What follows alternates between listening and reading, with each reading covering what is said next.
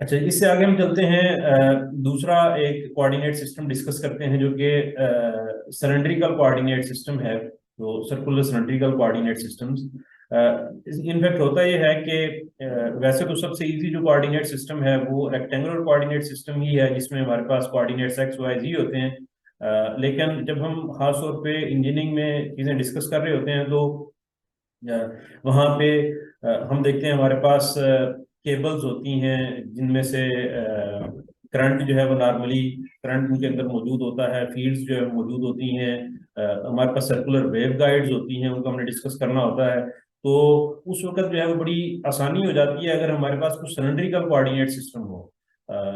जैसे अगर हमारे पास हम एक रूम के अंदर बैठे हुए हैं, अगर रूम के अंदर हमने कोई कैलकुलेशंस करनी है तो हमें जो बेस्ट हमारे पास कोऑर्डिनेट सिस्टम है वो कार्टेशियन कोऑर्डिनेट सिस्टम है। लेकिन अगर हमारे पास कुछ सिलेंड्रिकल शेप है, जैसे ये जो शेप है इस तरीके से, ये एक सिलेंडर है। तो ये जो सिलेंड्रिकल शेप है, तो सिलेंड्रिकल शेप अगर कोई मौजूद है, जैसे एक वायर होती है या सर्कुलर को वेव गाइड होती है जिसमें से हम कोई सिग्नल गुजारना चाहते हैं, तो कोएक्सियल केबल होती है जो नॉर्मली आपके घरों में जो केबल आती है, जो टीवी केबल होती है, जो टीवी के साथ कनेक्टेड होती है, नॉर्मली कोएक्सियल केबल होती है, तो वो कोएक्सियल केबल जो है वो सिलेंड्रिकल शेप में होती है। तो ये सारी जो चीजें हैं इनके लिए फिर इजी हो जाता है कैलकुलेशंस करना और अंडरस्टैंड करना इनको, अगर हम रेक्टेंगुलर कोऑर्डिनेट सिस्टम की बजाय सिलेंड्रिकल कोऑर्डिनेट सिस्टम जो है वो उसको स्टडी करें, अंडरस्टैंड करें। इसमें हम जो रेफरेंस के तौर पे यूज करते हैं वो कार्टियन कोऑर्डिनेट को ही रेफरेंस के तौर पे यूज करते हैं, एक्स वाई जी को, और उसी को रेफरेंस लेके हम चीजों को अंडरस्टैंड करने की कोशिश करते हैं। जैसे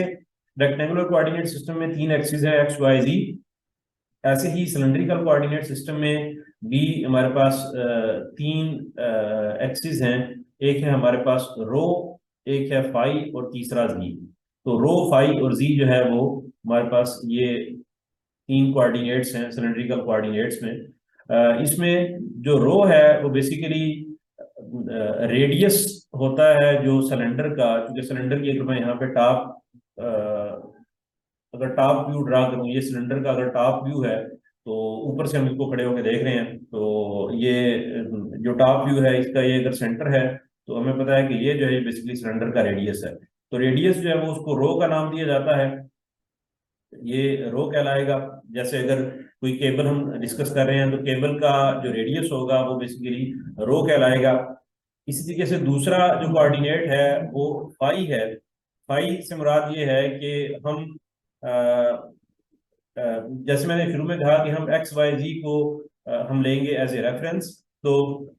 अगर हम यहाँ पे इस फिगर को देखते हैं, ये जो फिगर है अगर आप देखें, यहाँ पे ये एक्स एक्सिस है, ये वाई एक्सिस है और ये ऊपर जी एक्सिस है। और यहाँ पे उसने सिलेंडर की वन फोर्थ जो सिलेंडर है उसको ड्रा किया है, एक उसका कट वर्जन जो है ड्रा किया है। जैसे यहाँ पे ये पूरा सिलेंडर है, जैसे मैं अगर इसी फिगर को जो है मैं यहाँ पे अगर ड्रा करूँ, तो ये हमारे पास अगर एक्स एक्सिस है, ये वाई एक्सिस है, और जी अगर मैं कहूँ कि ये आउट ऑफ द पेज है, जी यहाँ पे आउट ऑफ द पेज है, तो सिलेंडर हमने ये one fourth of the cylinder जो है ये यहाँ पे ड्रा किया है। ये टॉप व्यू है, इसी चीज का जो है ये टॉप व्यू मैंने यहाँ पे शो किया है। तो अगर हम कोई भी पॉइंट, किसी भी पॉइंट के ऊपर हम कोई फील्ड की वैल्यू फाइंड करना चाहते हैं, हम उस पॉइंट के ऊपर जो है कोई फ्लक्स की वैल्यू फाइंड करना चाहते हैं, कोई चीज अगर हम फाइंड करना चाहते हैं किसी पॉइंट के ऊपर, वो पॉइंट लेट अस से यहाँ पे कहीं पे लाई कर रहा है, इनके सिलेंडर की जो आउटर सरफेस है उसके ऊपर कहीं पे लाई कर रहा है। तो हम बेसिकली एक लाइन जो है वो ड्रा कर सकते हैं जो कि सिलेंडर के सेंटर से उस पॉइंट पी की तरफ आती है, और ये बेसिकली रेडियस होगा, और इस रेडियस को हमें पता है कि हम रो का नाम देते हैं। और ये जो लाइन है, ये लाइन एक्स एक्सिस के साथ जो एंगल बनाती है, ये एंगल जो है वो फाई कहलाता है। ये बेसिकली हमें ये बताता है कि उस सिलेंडर की सरफेस के ऊपर कहाँ पे ये पॉइंट जो है वो लाई कर रहा है, यानी कि कितने एक्स से कितने डिस्टेंस के ऊपर वो पॉइंट जो है वो लाई कर रहा है। तो ये जो एंगल है एक्स से उस लाइन का angle, that angle is called as phi. तो बेसिकली आप इसको इस तरीके से भी अंडरस्टैंड कर सकते हैं कि अगर आपको रो की वैल्यू, किसी कोई पॉइंट है, आपको ये कहा जाता है जी कि ये पॉइंट आप ड्रा करें, पॉइंट है लेट अस से 2 सेंटीमीटर, एंगल ये पॉइंट सिलेंड्रिकल कोऑर्डिनेट्स में रो की वैल्यू 2 सेंटीमीटर है, फाई की वैल्यू लेट अस से आ जाता है जी कि 45 डिग्रीज है, और जी की वैल्यू कहा जाता है कि 5 सेंटीमीटर है। सॉरी यहाँ पे कोई मसला है जिसकी वजह से लाइन से बन जाती है, तो आप इसको अंडरस्टैंड कर मेरा कर रहे होंगे कि 2 सेंटीमीटर 45 डिग्रीज 5 सेंटीमीटर, इसका मतलब रो की वैल्यू जो है वो 2 है, फाई की वैल्यू 45 है, और जी की वैल्यू जो है वो 5 सेंटीमीटर है। तो जी बेसिकली ये शो करता है कि उस सिलेंडर की हाइट कितनी है, यानी कि वो पॉइंट जिसको हम डिस्कस कर रहे हैं, जैसे ये अगर पॉइंट है या ये पॉइंट है, तो ये पॉइंट जो है वो ऑरिजिन से कितनी हाइट के ऊपर जो है वो मौजूद है। जैसे ये जी होता है कार्टेशियन कोऑर्डिनेट्स के अंदर, ऐसा ही जो है ये जी सिलेंड्रिकल कोऑर्डिनेट्स के अंदर भी है। तो ये जी शो करता है कि पॉइंट पी जो है वो कितनी हाइट के ऊपर जो है वो मौजूद है। तो अब ये अगर कोई पॉइंट है पॉइंट पी जिसमें 3 कोऑर्डिनेट्स हैं, 2 सेंटीमीटर 45 डिग्री 5 सेंटीमीटर, तो इसको अगर हम हमें कहा जाता है ड्रा करें, तो इसका मतलब ये होगा कि हमने बेसिकली ऐसा एक ये एक ऐसे सिलेंडर की सरफेस, ये पॉइंट ऐसे सिलेंडर की सरफेस के ऊपर मौजूद है, आउटर सरफेस के ऊपर, जिस सिलेंडर का रेडियस जो है वो 2 सेंटीमीटर है। तो अगर ये जो इसका मतलब है कि ये जो रो की वैल्यू है, ये एक ऐसा सिलेंडर है जिसमें रो की वैल्यू जो है वो 2 सेंटीमीटर है, रो 2 सेंटीमीटर है। और एक्स एक्सिस से अगर हम ये इसका एंगल जो है वो ड्रा करते हैं, ये जो लाइन बन रही है रो की, ये जो लाइन है इसका एंगल अगर ड्रा करते हैं, तो ये एंगल जो है वो 45 डिग्रीज है, फाई की वैल्यू जो है वो 45 डिग्रीज होगी यहाँ पे। और तीसरी चीज जो ये पॉइंट पी को एलोकेट करने के लिए जरूरी है कि सिलेंडर की कितनी हाइट के ऊपर ये पॉइंट मौजूद है। तो ये मैं जी की वैल्यू बताती है कि ये कितनी हाइट के ऊपर ये वैल्यू जो मौजूद है, और वो 5 सेंटीमीटर है। तो ये तीन चीजें, यानी कि यहाँ पे अगर फर्क कर ले हम देखें, तो रो की वैल्यू लेटर से 2 सेंटीमीटर है, ये जो डिस्टेंस है, ये जो लेंथ है, ये 2 सेंटीमीटर है, ये जो एंगल है ये 45 डिग्रीज है, और ये जो हाइट है सिलेंडर की, ये जो हाइट है दिस इज 5 सेंटीमीटर। तो इस तरीके से हम जो है इसको जो है अंडरस्टैंड कर सकते हैं रेक्टेंगुलर कोऑर्डिनेट्स के अंदर। तो अगर आप देखें तो ये तीन जब चीजें हमें दी होती हैं, रो, फाई और जी, तो हम एग्जैक्टली किसी भी पॉइंट को लोकेट कर सकते हैं सिलेंडर के ऊपर के, वो सिलेंडर के की सरफेस के ऊपर कहाँ पे वो पॉइंट जो वो मौजूद है। अगर इन तीनों में से भी कोई एक चीज ना दी हुई हो, तो हम उसको एग्जैक्टली लोकेट नहीं कर सकते कि वो पॉइंट जो है वो कहाँ पे है। जैसे हमें अगर सिर्फ रो की वैल्यू अगर गिवन हो कि जी एक पॉइंट है जो कि 2 सेंटीमीटर, रो की वैल्यू 2 सेंटीमीटर है, वहां पे लोकेटेड है, तो हमें ये तो पता चल जाएगा कि ये एक ऐसे सिलेंडर की आउटर सरफेस के ऊपर है जिस सिलेंडर का रेडियस जो है वो 2 सेंटीमीटर है। अब उसकी आउटर सरफेस के ऊपर वो पॉइंट कहीं पे भी हो सकता है, वो 360 डिग्रीज में 360 डिग्रीज में वो पॉइंट जो है वो कहीं पे भी लाई कर सकता है। ये अगर सिलेंडर की टॉप सरफेस है, तो इस टॉप सरफेस के ऊपर कहीं पे भी लाई कर सकता है। और ये अगर सिलेंडर की हाइट है, तो ये इस तरीके से मैं अगर इसका ये साइड व्यू बनाऊं, ये सिलेंडर की हाइट है, तो इसका मतलब है ये पॉइंट जिसके लिए सिर्फ रो की वैल्यू दी हुई है, तो ये साइड के ऊपर भी कहीं पे भी लाई कर सकता है। लेकिन जब हमें जब हमें जो है वो फाई की वैल्यू दे दी जाती है कि फाई जो है फॉर एग्जांपल 45 डिग्रीज है, तो फिर हमें ये पता चल जाता है, जब फाई की वैल्यू जैसे यहाँ पे 45 डिग्री दे दी, तो हमें पता है कि अब ये पॉइंट जो है ये इस लाइन के ऊपर कहीं पे भी मौजूद होगा। जब रो और फाई दो वैल्यूज दे दी जाए, तो हमें पता है कि इस लाइन के ऊपर कहीं पे भी ये पॉइंट जो है वो मौजूद है, एक लाइन के ऊपर, क्योंकि यहाँ पे रो की वैल्यू जो है कांस्टेंट है इस पूरी लाइन के ऊपर, और फाई की वैल्यू भी इस पूरी लाइन के ऊपर कांस्टेंट है। तो अब हमें पता है कि ये पॉइंट इस पूरी लाइन के ऊपर कहीं पे भी लाई कर रहा है। अब तीसरी चीज जो पॉइंट को एग्जैक्टली स्पेसिफाई करती है वो जी की वैल्यू है। जब जी की वैल्यू हमें दे दी जाती है, तो हमें पता है कि यहाँ से कितनी हाइट के ऊपर पॉइंट मौजूद है, तो अगर 5 सेंटीमीटर, तो हम एग्जैक्टली पॉइंट को लोकेट कर सकते हैं कि ये पॉइंट जो है वो यहाँ पे है। तो ये तीन चीजें जब हमें किसी भी सिलेंड्रिकल कोऑर्डिनेट सिस्टम में दी होती हैं, तो हम एग्जैक्टली पॉइंट को लोकेट कर लेते हैं कि वो पॉइंट जो है वो कहाँ पे मौजूद है। अब इसमें अब देखेंगे कि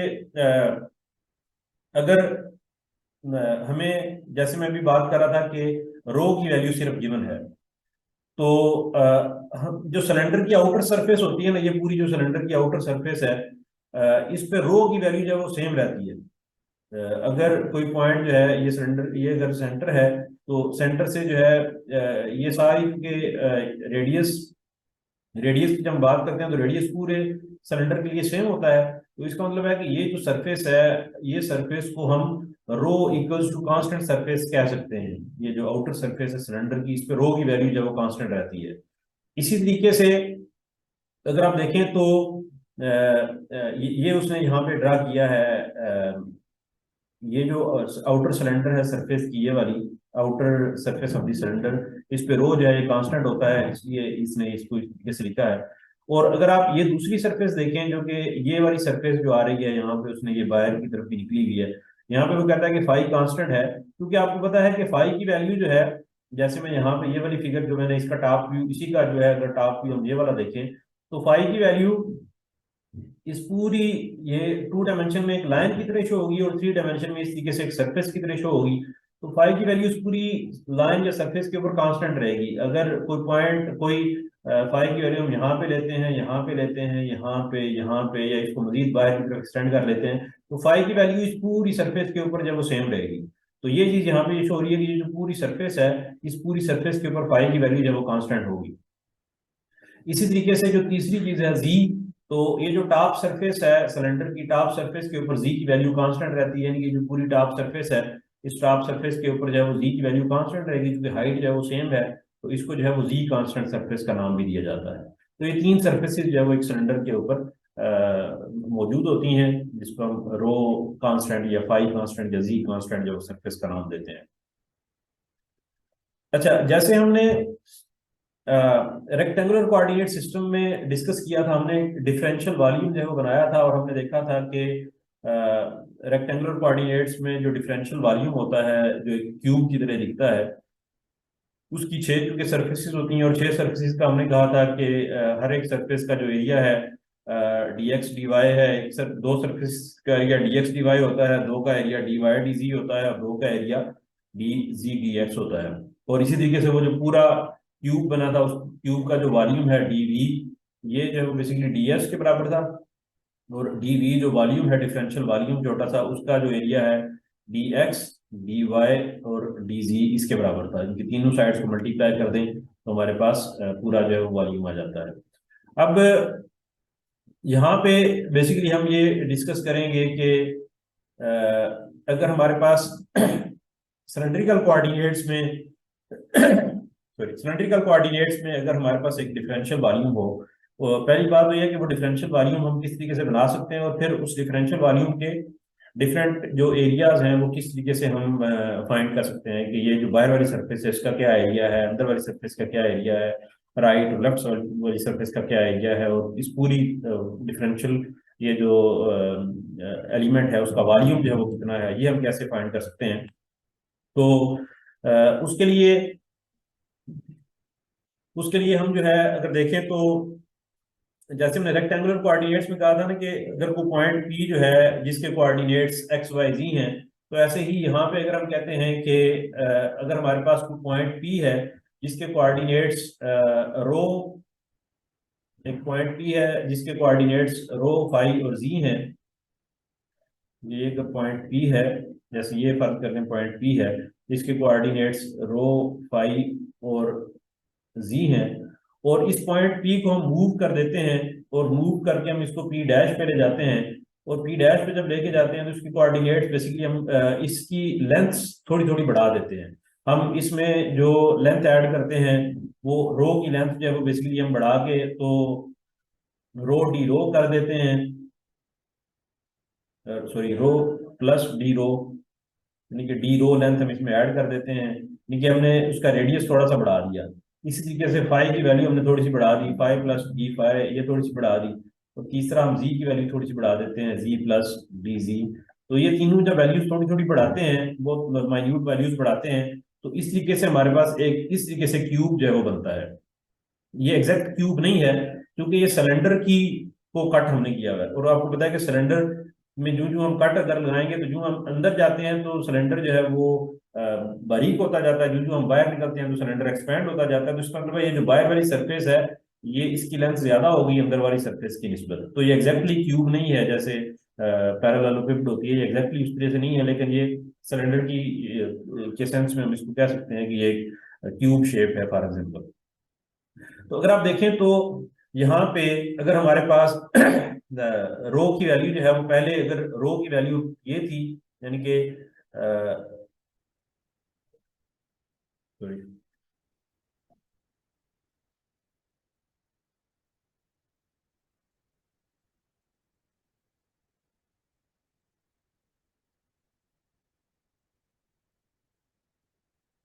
तो अगर हमारे पास इनिशियली जो है वो रो की वैल्यू ये थी कि वो यहाँ पे पॉइंट लाई कर रहा था, इस सरफेस के ऊपर कहीं पे लाई कर रहा था,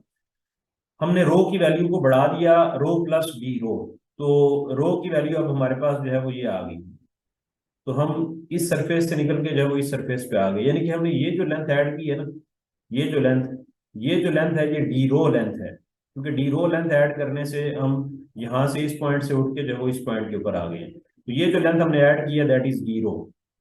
आप यहाँ पे देख सकते हैं ये जो लेंथ है ये डी रो के बराबर है, ये यहाँ पे इसने मेंशन किया हुआ है। इसी तरीके से अगर फाई हम देखते हैं तो दूसरी जो लेंथ है वो फाई को इंक्रीज करने से हमारे पास आती है कि फाई की जो इनिशियल वैल्यू है वो यहाँ पे है, और फाई जब यहाँ पे है तो ये पॉइंट जो है ये यहाँ पे मौजूद था। फाई की वैल्यू हमने इंक्रीज कर दी डी फाई, तो फाई प्लस डी फाई जो है ये लाइन एक्सटेंड हो जाएगी आगे, क्योंकि phi plus d phi angle इससे थोड़ा सा आगे बनेगा। तो five plus d phi angle जो है यहाँ पे कहीं पे बन रहा है, तो उसकी वजह से हमारे पास ये जो पॉइंट पी अगर कहीं पे यहाँ पे मौजूद था तो पॉइंट पी जहाँ पे मौजूद था तो आगे वाली सरफेस के ऊपर चला जाएगा।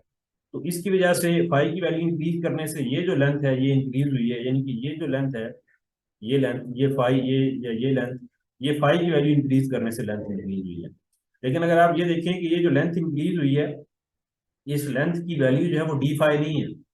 फाई डी फाई इंक्रीज होने से इंक्रीमेंट जो हमने किया है वो डी फाई की वैल्यू को इंक्रीज किया है। डी फाई की वैल्यू इंक्रीज करने से जो लेंथ इंक्रीज हुई है वो डी फाई नहीं है, क्योंकि फाई जो है वो लेंथ नहीं है। फाई की डायमेंशन जो है फाई एक डायमेंशनलेस नंबर है, तो ये एंगल जो है डायमेंशनलेस नंबर है, इसलिए हम जो इस फाई की वैल्यू बढ़ाने से जो लेंथ बेसिकली इंक्रीज हुई है दैट इज, अगर आप यहाँ पे देखें तो रो डी फाई लेंथ जो वो इंक्रीज हुई है। तो जो लेंथ इसको बढ़ाने से इंक्रीज हुई है that is rho d phi. उसको हम कैसे कह सकते हैं भला,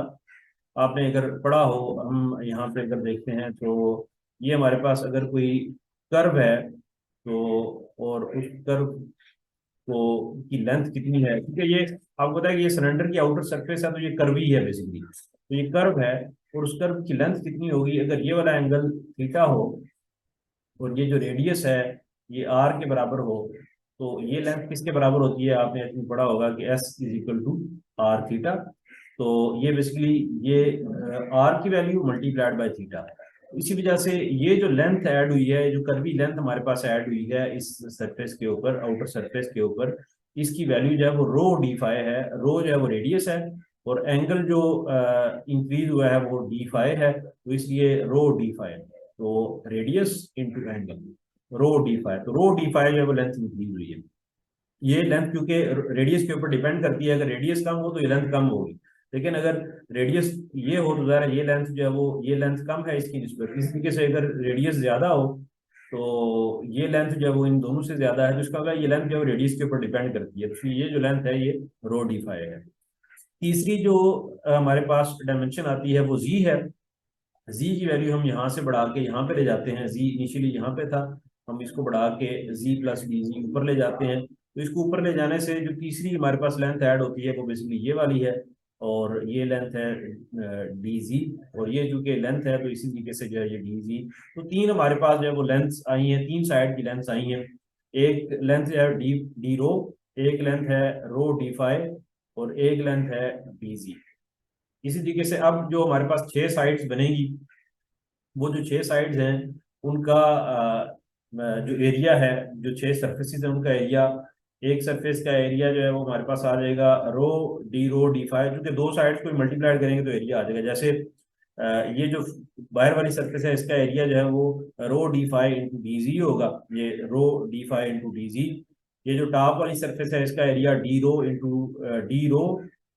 रो डी फाइव, तो ये होगा। इस तरीके से जो लेफ्ट वाली सरफेस है इसका एरिया ये डी जी लेंथ है, ये डी रो है, तो डी रो डी जी ये इसका एरिया होगा। और अगर हम इस पूरे का वॉल्यूम जो है फाइंड करना चाहते हैं तो वॉल्यूम में हम तीनों साइड्स को मल्टीप्लाई कर देते हैं, तो डी वी जो है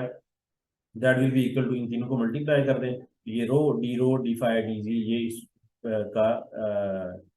जो है वो डिफरेंशियल वॉल्यूम इस का होगा, इस एलिमेंट का डिफरेंशियल एलिमेंट का वॉल्यूम जो है वो रो डी फाइव डी जी के बराबर होगा। ये चीजें हम आगे चल के देखेंगे, ये यूज होंगी, क्योंकि हम थ्रू आउट दी टाइम पूरे सिलेंडर को डिस्कस नहीं कर रहे होते। हम बाज दफे सिलेंडर के किसी स्मॉल पोर्शन को डिस्कस कर रहे होते हैं, सिलेंडर की सरफेस जो है वो उसको एक स्मॉलर सरफेस को डिस्कस कर रहे होते हैं, तो उसके लिए फिर जरूरी होता है कि आपको पता हो कि अगर हम सिलेंडर की स्मॉलर सरफेस को डिस्कस कर रहे हैं तो उसको हम कैसे जो है वो मैथमेटिकली रिप्रेजेंट कर सकते हैं। अच्छा, इसी तरीके से हम ये जो कोऑर्डिनेट्स हैं, रेक्टेंगुलर कोऑर्डिनेट्स और सिलिंड्रिकल कोऑर्डिनेट्स, इनको आपस में हम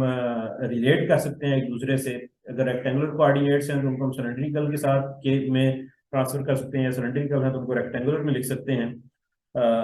अगर आप यहाँ पे इस फिगर को देखते हैं तो ये वही फिगर है जो हमने लास्ट स्लाइड के अंदर देखी है, लेकिन इसको थोड़ा सा डिफरेंटली उसने प्रेजेंट किया है कि ये अगर पॉइंट पी यहाँ पे मौजूद है, इस पॉइंट पी पे ये रो की वैल्यू है रो, ये जो है वो हमारी हाइट है जी, और ये एंगल जो है वो फाई है। तो इस पी के जो कोऑर्डिनेट्स हैं वो बेसिकली रो, फाई और जी इसके कोऑर्डिनेट्स हैं। अब देखें तो इसको हम इस तरीके से कह सकते हैं कि जैसे अगर हमारे पास यहाँ पे कोई ये एक्स है, ये वाई एक्सिस है, ये जी एक्सिस है, इसको मैं अगर 2 डायमेंशन में ड्रा करूँ तो 2 डायमेंशन में लेट अस से ये एक्स है, ये वाई है, ये जी है आउट ऑफ द पेज। तो और ये जो इस रो की ये जो प्रोजेक्शन है, रो बेसिकली एक्स वाई, इसकी जो एक्स वाई प्लेन के अंदर ये जो प्रोजेक्शन है, इसको मैं अगर यहाँ पे ड्रा करता हूँ इस तरीके से, हमारे पास ये प्रोजेक्शन आती है रो की। तो हमें पता है कि ये जो प्रोजेक्शन है, ये प्रोजेक्शन अगर ये वाला एंगल फाई है, ये एंगल अगर फाई है, ये रो है, तो ये जो हमारे पास कंपोनेंट है अलॉन्ग एक्स एक्सिस, इसको हम रो काज फाई जो है वो कह सकते हैं। और इसी रो का कंपोनेंट अलॉन्ग वाई एक्सिस जो है वो उसको रो साइन फाई जो है वो कह सकते हैं।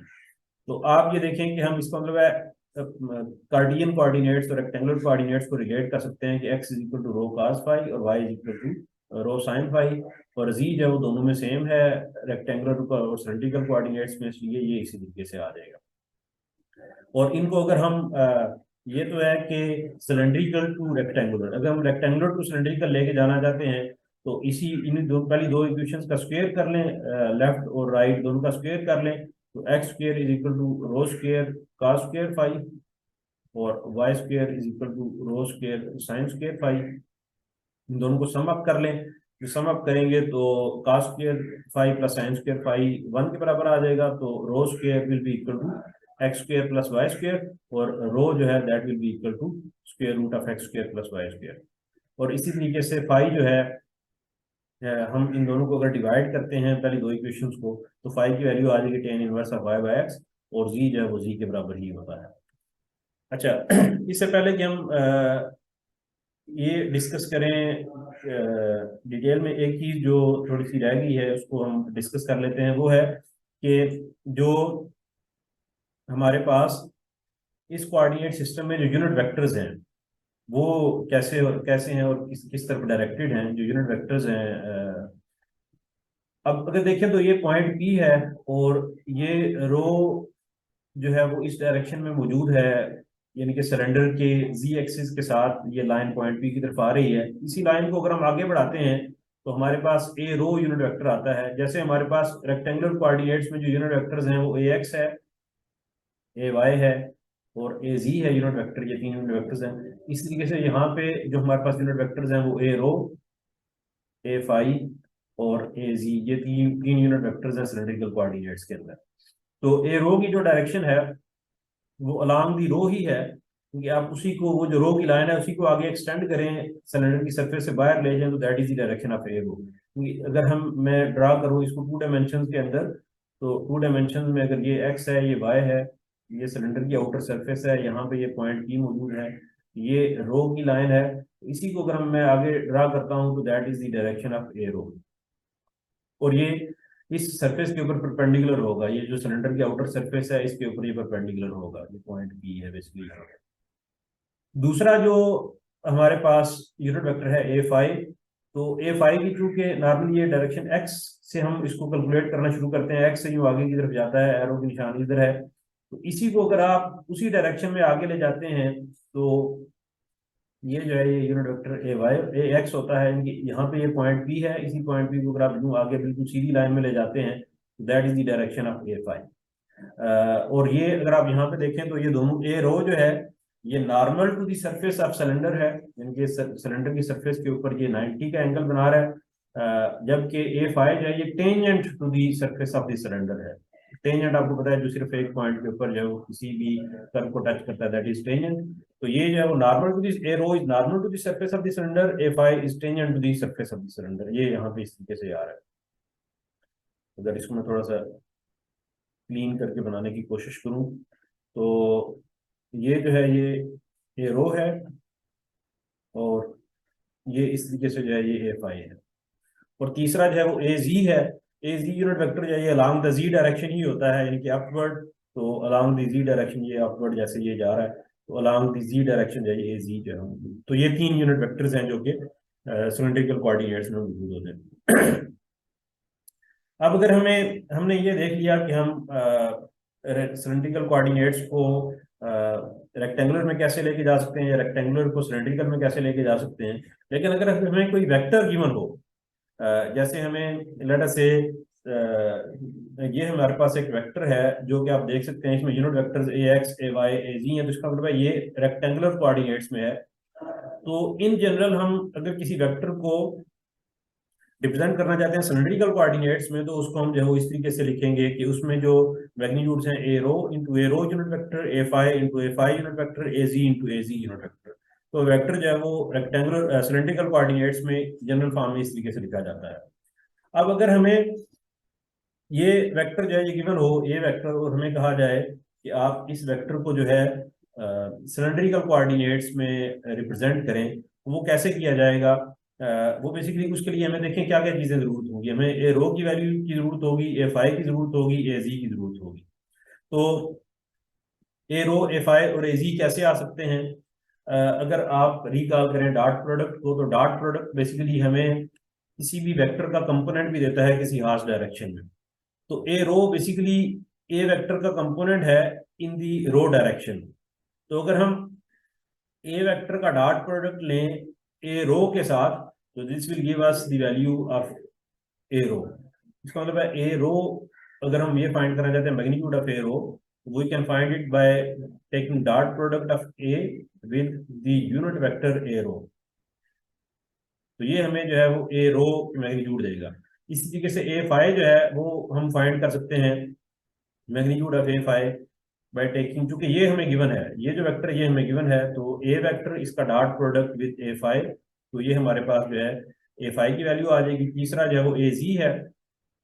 तो ए जी की वैल्यू हम इस तरीके से ए जी बेसिकली बराबर सेम ही रहेगा दोनों में, तो ए जी हमें शायद फाइंड करने की जरूरत ना पड़े, तो ए जी सेम रहेगा। अगर हम फाइंड करना चाहते हैं तो ए वेक्टर इसका dot product with A Z, that will give us the value of A Z. अब जब हम डॉट प्रोडक्ट लेते हैं तो ये बेसिकली वही चीज जो है, इसको मैं अगर थोड़ा सा क्लीन कर लूँ तो यहाँ पे उसने यही लिखा हुआ है कि ए रो जो है वो ए वेक्टर इसका dot product with A rho A rho अगर फाइंड करना चाहते हैं तो ए वेक्टर इसका dot product with A rho unit vector A phi is equal to A vector इसका dot product with A phi. अब अगर हम ए का ये ए वेक्टर है इसका डॉट प्रोडक्ट लेते हैं with A rho unit vector, तो ये बेसिकली क्या आएगा, ये ए वेक्टर है ये ए रो है, इन दोनों का डॉट प्रोडक्ट लेंगे तो A X X dot A rho A X dot A rho plus A Y dot A rho और plus A ji dot A rho. और जैसे हमें रेक्टेंगुलर कोऑर्डिनेट्स में पता है कि ए एक्स ए वाई और ए जी जो है ये तीनों आपस में 90 डिग्रीज पे होते हैं, इस तरीके से सिलेंड्रिकल कोऑर्डिनेट्स में भी ए रो ए फाई और ए जी जो है ये आपस में 90 डिग्रीज पे होते हैं। तो ए जी और ए रो का आपस में 90 का एंगल है, तो इनका डॉट प्रोडक्ट 0 हो जाएगा, इसलिए उसने ये तीसरी टर्म जो है यहाँ पे नहीं लिखी। इस तरीके से ए फाई को फाइंड करना चाहते हैं तो ए वेक्टर है, ए वेक्टर का डॉट प्रोडक्ट विद फाई, तो ये हमारे पास आ जाएगा इस तरीके से। अगर हम इनकी कन्वर्जन जो है ये देखते हैं तो चूंकि यहाँ पे हमें इन डॉट प्रोडक्ट्स की जरूरत पड़ेगी कि ए एक्स डॉट ए रो जो है वो इसकी क्या वैल्यू है, इसी के से ए वाई डॉट ए रो की क्या वैल्यू है, ए एक्स डॉट ए फाई की क्या वैल्यू है और ए वाई डॉट एफ आई की जो है वो क्या वैल्यू है। तो ये 4 डॉट प्रोडक्ट्स जो है बेसिकली हमें चाहिए। बाकी जो है वो उनकी वैल्यू हम इजीली कह सकते हैं, या 0 है या 1 है। तो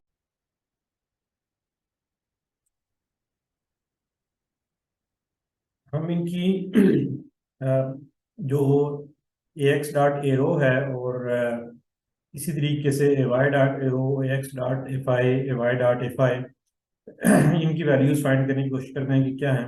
क्योंकि देखें ये जो डॉट प्रोडक्ट हैं ये हैं तो यूनिट वेक्टर्स के, लेकिन ये डिफरेंट कोऑर्डिनेट सिस्टम के यूनिट वेक्टर्स हैं। ए एक्स जो है वो रेक्टेंगुलर कोऑर्डिनेट्स का यूनिट वेक्टर है, ये रो सिलिंड्रिकल कोऑर्डिनेट्स का यूनिट वेक्टर है, इसलिए इनका डॉट प्रोडक्ट जो है वो थोड़ा सा हमें देखना पड़ेगा कि कैसे हम ले सकते हैं। इनकी डायरेक्शन देख के हम देखेंगे कि इनका डॉट प्रोडक्ट जो है वो कैसे आएगा। बेसिकली चूंकि हमारे पास 3 यूनिट वेक्टर्स हैं रेक्टेंगुलर कोऑर्डिनेट्स के, और 3 यूनिट वेक्टर्स हैं सिलेंड्रिकल कोऑर्डिनेट्स के, इसलिए हम इन तीनों का जो है आपस में डॉट प्रोडक्ट जो है उसको डिस्कस कर लेते हैं। अगर हम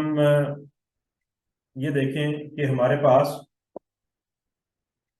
सबसे पहले अगर हम ए एक्स डॉट ए रो जो है वो उसको डिस्कस करें, उसके लिए हम, अगर मैं एक टॉप व्यू जो है उसका ड्रा करता हूँ, ये हमारे पास अगर एक्स एक्सिस है, ये वाई एक्सिस है, ये जी जो है वो आउट ऑफ द पेज है, और ये 1/4 सिलेंडर है उसकी, ये आउटर सरफेस है। यहाँ पे वो पॉइंट जो है वो अगर यहाँ पे मौजूद है, पी यहाँ पे मौजूद है, तो हमें ये पता है कि क्योंकि ए एक्स डॉट एरो हमने फाइंड करना है, तो ए एक्स जो यूनिट वेक्टर होता है वो तो अलोंग दी एक्स एक्सिस होता है, तो ए एक्स की डायरेक्शन तो यही होगी जो कि एक्स इस डायरेक्शन में है, और ए रो हमें पता है कि वो इस डायरेक्शन में होता है। यानी कि अगर हम ओरिजिन से लेके आए तो ए रो की डायरेक्शन जो है वो ये वाली बनती है। इसका मतलब वो हमें जो सबसे इंपॉर्टेंट चीज होती है ये डॉट प्रोडक्ट यूनिट वेक्टर्स का लेने में, वो जो कि एंगल ही होता है, क्योंकि इनकी मैग्नीट्यूड तो 1 होती है, इसलिए एंगल जो है वही इंपॉर्टेंट होता है। इन दोनों के दरमियान जो एंगल है वो हमें पता है कि एक्स और ये जो रो की लाइन है इसके दरमियान जो एंगल है वो फाई होता है। तो हम ये कह सकते हैं कि ए एक्स डॉट ए रो जो है वो जो कि मैग्नीट्यूड इनकी 1 है, that will be equal to cos of angle between them, और एंगल इन दोनों के दरमियान एक्स और एरो के दरमियान फाई है, तो cos ऑफ फाई ये इसके जो है वो बराबर होगा। इसी तरीके से अगर हम दूसरा जो है वो देखते हैं डॉट प्रोडक्ट, तो A X dot A phi,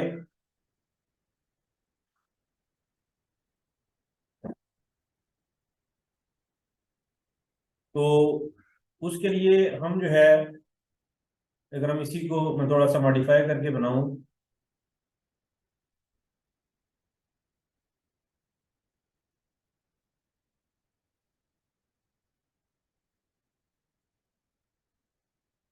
हमें पता है कि ए फाई की जो डायरेक्शन है वो इस तरह से होती है। अगर ये पॉइंट पी है तो इससे इस तरीके से इस डायरेक्शन में ए फाई होगा, और ए एक्स की डायरेक्शन दायरा यही है अलॉन्ग दी एक्स। और ये बड़ा अच्छा होता है कि अगर हम दो वेक्टर्स को डिस्कस कर रहे हैं तो उनकी टेल जो है वो उसको मिला दें अगर, तो उस पर डिस्कस करना और उनके दरमियान एंगल्स फाइंड करना बड़ा इजी हो जाता है। तो अगर हम ए फाई जो वेक्टर है इसको उठा के जो है वो इधर ले आए, इनकी ए एक्स और ए फाई की जो टेल है उसको अगर हम मिला दें, तो ये हमारे पास ए फाई वेक्टर आ जाता है। और अगर आप गौर करें तो क्योंकि ये जो एंगल था ये एंगल फाई है, और हमें पता है कि ये जो डायरेक्शन है इस डायरेक्शन में ए रो भी मौजूद है, ए रो यूनिट वेक्टर भी मौजूद है। और हमें पता है कि ए रो यूनिट वेक्टर और ए फाई यूनिट वेक्टर का आपस में एंगल 90 डिग्री है, क्योंकि ये दोनों यूनिट वेक्टर्स सिलेंड्रिकल कोऑर्डिनेट्स के हैं, तो इन दोनों का आपस में जो एंगल है वो 90 डिग्री है। तो ये एंगल जो है हमें पता है 90 डिग्री है। तो अगर ये एंगल 90 डिग्री है, ये एंगल फाई है, तो ये टोटल एंगल कितना हो जाएगा, फाई प्लस 90। तो ए एक्स और ए फाई के दरमियान जो एंगल है आ जाएगा cos of angle between them, तो ये आ जाएगा फाई प्लस 90 डिग्रीज। और काज चूंकि ये काज अल्फा काज beta minus sine alpha sign beta के बराबर होता है, तो ये हमारे पास जो है वो माइनस साइन फाई के बराबर आ जाएगा। तो ये दो हमारे पास जो इस तरीके से आ जाएंगे। ए एक्स डॉट ए रो हमारे पास आ गया काज फाई, और ए एक्स डॉट ए फाई जो माइनस साइन फाई। अब हम देखते हैं कि ए वाई डॉट ए रो किसके बराबर है और ए वाई डॉट ए फाई जो है वो किसके बराबर है। तो उसके लिए अगर हम A Y dot A rho find करते हैं, तो आप ये देखें कि अगर ए वाई की चूंकि ये डायरेक्शन है अलोंग वाई, ए रो ये है, अगर ये वाला एंगल फाई है तो ये वाला एंगल 90 माइनस फाई होगा। और इसका मतलब है कि cos ऑफ 90 माइनस फाई,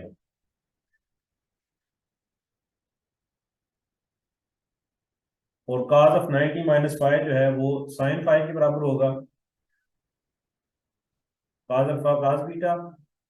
पहली टर्म जीरो हो जाएगी, plus sine alpha sign beta, तो ये साइन ऑफ फाई जो है ये आ जाएगा ए वाई डॉट ए रो इसके बराबर आ जाएगा। और इसी तरीके से अगर हम ए वाई डॉट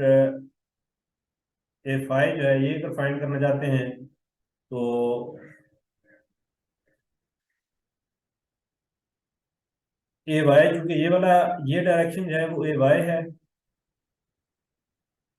अब हमें पता होना चाहिए कि ए वाई और ए फाई के दरमियान क्या एंगल है, यानी कि ये जो एंगल है ये एंगल क्या है। तो अब हमें पता है कि ये जो टोटल एंगल है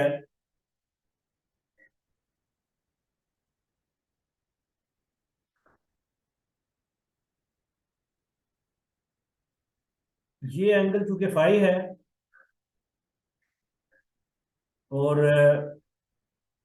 ये जो एंगल है ये 90 माइनस फाइव होगा,